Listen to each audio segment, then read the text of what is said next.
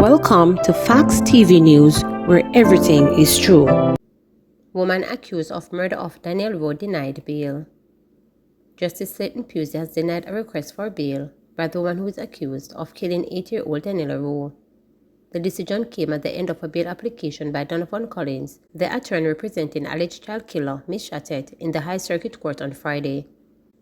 The media were barred from the hearing, but according to sources, Shattet, a dental assistant, was refused bail over concerns that she could be harmed by members of the public incensed about the allegations against her. Prosecutors also raised concern that she has no fixed address, the source stated. Collins declined to comment on the bail hearing, but said his client is anxiously waiting for her trial to commence so the matter can be brought to an end and Ms. Shattet can go on with her life.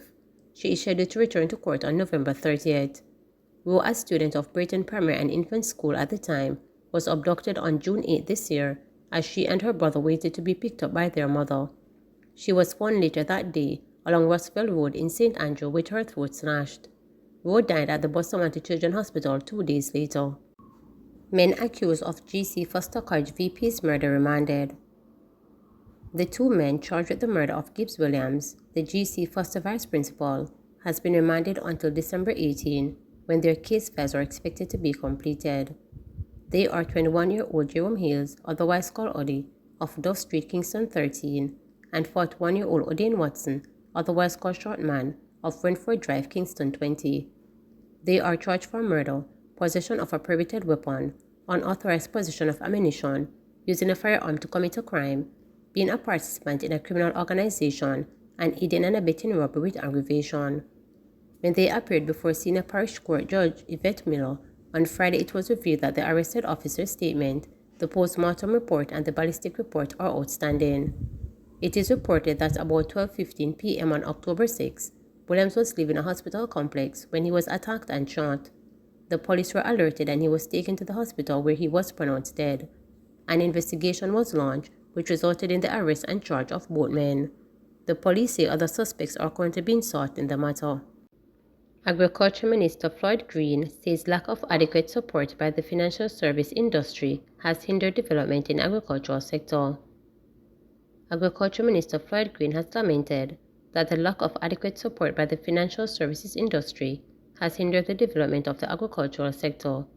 Speaking at a conference on climate change impact on food security, Mr. Green said it is still too difficult for farmers to access the capital. He stressed that players in the agricultural sector need capital in order to implement climate change mitigation measures. Mr. Green said commercial banks still do not appreciate the importance of agriculture. He noted that reforms in the banking sector to prioritize providing assistance to farmers would be beneficial. The minister has appointed a team to work with the financial service industry towards providing better assistance to farmers. One of the big challenges that I don't want to leave the conference without speaking of, especially, is that our financial services have not reformed themselves to truly be able to provide the financing that we need to move agriculture forward.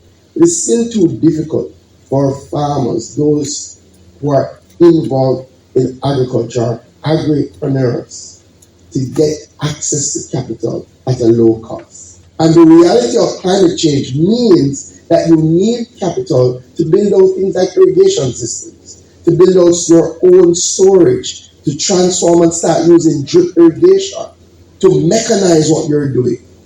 Greenhouse technology. However, despite having $1 billion at the Development Bank of Jamaica, that is still not reaching to our farmers because we're going through the commercial banks who do not appreciate the importance of agriculture. If there's one thing I hope that we can achieve out of these discussions is a reform in our banking sector to prioritize providing the resources needed to transform agriculture and to make us more food secure. So I've appointed a team at the Ministry of Agriculture to work with the DBJ to see how we can more efficiently and effectively utilize that $1 billion line to ensure that the farmers in St. Anne, St. Elizabeth, Portland can go to the bank and get a low-cost loan to get a tractor instead of being offered a Benz at the most attractive interest rate ever. Those are some of the realities that we will have to fix if if we're going to truly become food secure and adjust to the climate change. Chuck Fender lashes heartless killings. Rastafarian firebrand Chuck Fender is intense at the wave of violent crime that has claimed the lives of innocent children, including a 10-month-old baby in recent weeks. That is why he has released a new single called Heartless, which has already captured the imagination of the listening public since it was leaked on social media over the weekend. The crime and violence gone too far. Everybody can't keep silent. We have to rise up, reject this new trend, make our voices be heard, Chuck Fender urged. I can't sit back and watch the country go down and see the children of the future go down because of the stupidity of these criminals and the heartless nature of crimes happening now.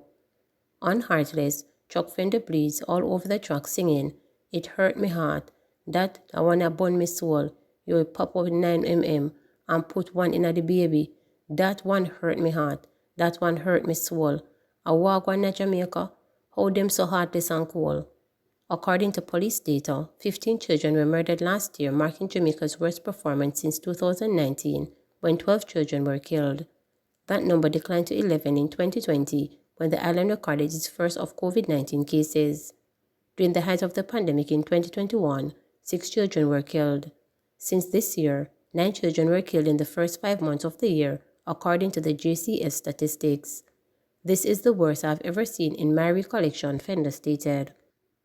Back in the days, era leaders used to protect children, guide them and ensure that they go to school. But now, when a man put gunshot on a baby, it is all a dangerous place. When innocent children are going to get gunshot, who don't have anything to do with certain situation or conflict between individuals, we have to take a stand, he stated. The incendiary song has been generating a lot of attention on social media. Chuck Fender, who was once known by the moniker the Poor People Defender, is pleased with the initial response on social media. The reaction of the public has been great. People have said Jamaica need to purge, but we need more voices. Only we have the power to reject this dangerous trend creeping into our society, this heartlessness, he stated. Chuck Fender is known for penning socially conscious songs like Gash Them and Light Them, is already moving to shoot a music video for the project. He implored Jamaicans to take action to protect children in their communities and to create safe environments for the growth and development. Jamaica is too loose right now. Right now, the crime situation in Jamaica is out of control, and it seems as if the powers that be can't manage it. Therefore, we have to call on God for divine intervention, and Jamaicans to rise to every community, protect the vulnerable, and stamp this out, he stated.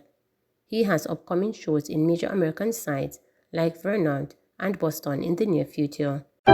Please remember to subscribe, like, share,